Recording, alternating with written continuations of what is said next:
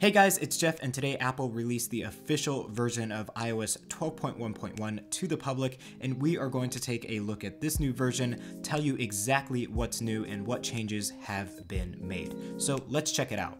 Before we do though, I just wanted to share with you this app called Setapp. It's actually a Mac application that basically gives you access to a bunch of paid apps on or off of the App Store, all in one bundle. There's actually over 100 apps here to choose from for students, creatives. There's a bunch of productivity apps and other really useful apps that I've been using even before using Setapp. So now that I'm using Setapp, I can actually just get rid of all of those expensive paid subscriptions and just pay $10 a month for all the Setapp apps and access to way more apps in the future, all for way less money. So guys, make sure to check that out and all the information for Setapp in the link down below and start using it today because it just makes things a whole lot simpler. Okay, so back to iOS 12.1.1, and you all probably want to know about the new features. So we'll start off with number one, and that is FaceTime. The FaceTime app obviously got a huge update in iOS 12.1 with group FaceTime, but there was a lot of complaints about the UI experience, and in iOS 12.1.1, the UI experience has been changed, and in my opinion, it's much improved. So you now have access to more controls, and with that, way better fluidity during calls, so that's really nice, and I think that everyone will be extremely happy with this new UI experience within FaceTime. Also in the FaceTime app, you can now again take screenshots of whomever you are FaceTiming. This was a feature within the betas of iOS 12, but Apple did take it out and now it's finally back.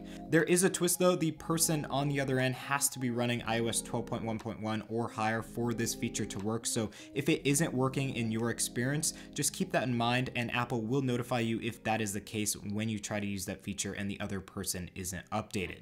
Now on to other changes, and there was an extremely small one, but on the lock screen and now as well in the phone dialing page, the numbers and letters are in fact bigger. Now if you have a squared device, so not the iPhone XS or XR or 10 lineup, basically those buttons will be bigger as well. So basically it's easier for you to see what you're typing or selecting, and personally I don't think that they're too big for me, so that's always good to have a bigger size, but still just a minor tweak to the UI to improve the user experience here. Another small change is that Apple is bringing Haptic Touch into more of the UI experience. So if you go into the notification center, you'll experience Haptic Touch when holding down on a notification. And there are a few other places within the UI where you will have the same experience. Now, when you go to the home page and take a look at the Apple Watch app icon, you'll find that Apple did change the icon to represent the new Apple Watch Series 4. So it is very different, much thinner, and obviously just represents the outline of the new Apple Watch.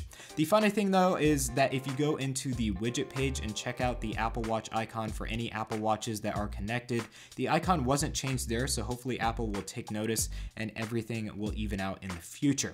Just in case you were wondering, I do have the Series 4, so that would warrant that change in the widget page, as these widgets are designed around each connected device.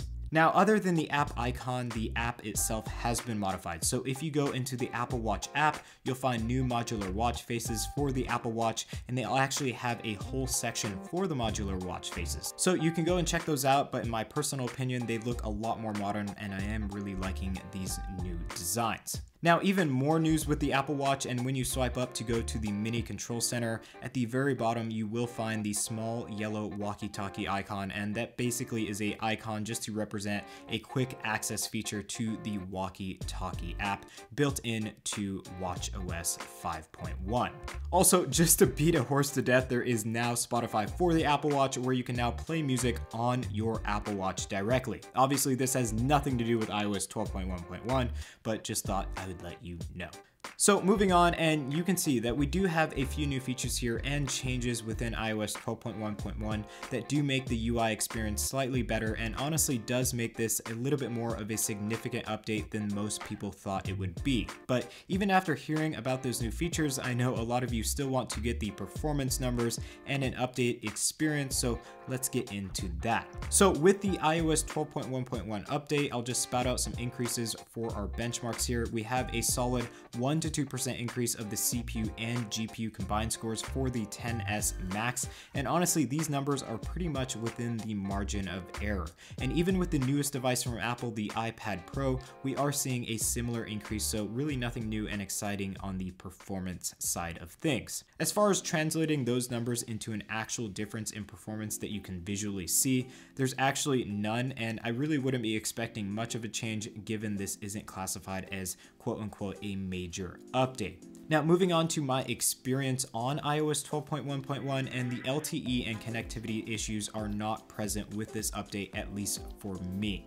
A lot of users were having issues on iOS 12 and then onto iOS 12.1, where they would not be able to use LTE connectivity with certain apps or at all. iOS 12.1 supposedly solved this issue, yet still users out there were saying that they cannot use data for specific apps, and it was just an absolute mess. Now with iOS 12.1.1, I can say from my own personal experience, I don't have these issues, and I really am having a bug-free experience on iOS 12.1.1. As far as the beta experience went, there was literally one single bug, and that was it. Basically, when the app switcher would be activated, the background wouldn't blur out, and then that was fixed with a hard reset and then patched in a later beta. So that was the only issue.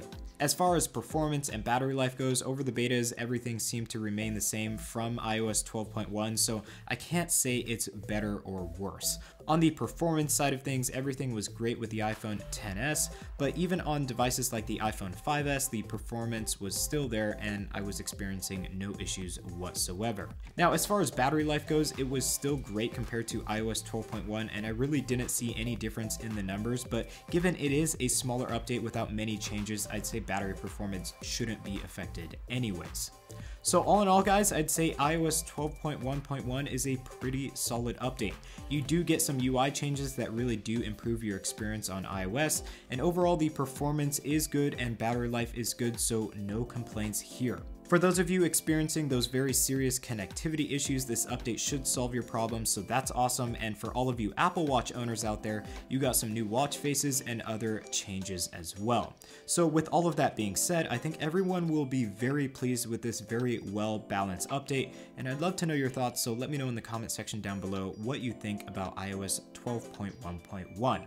If you have any questions about this update or any other questions whatsoever, please also comment those down below. And if you like the video, make sure to give it a like. And lastly, if you want to stay up to date on our content, make sure to get subscribed and also hit that bell button.